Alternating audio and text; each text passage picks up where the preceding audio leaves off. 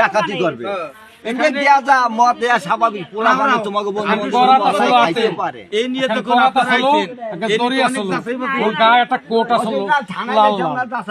অনেক আপনি পরিষ্কার কথা বলছেন সবাই আমরা কি অযৌক্তিক কিছু বলছি না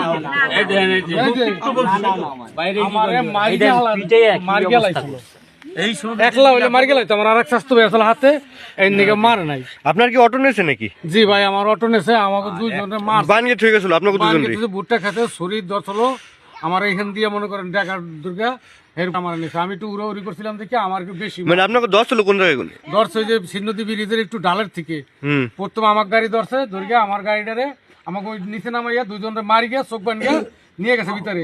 কতক্ষণ পরে এবার আরেকটা কয়জন লোকে 7-8 জনে না? হ্যাঁ 6 থেকে 7 জন মানুষ।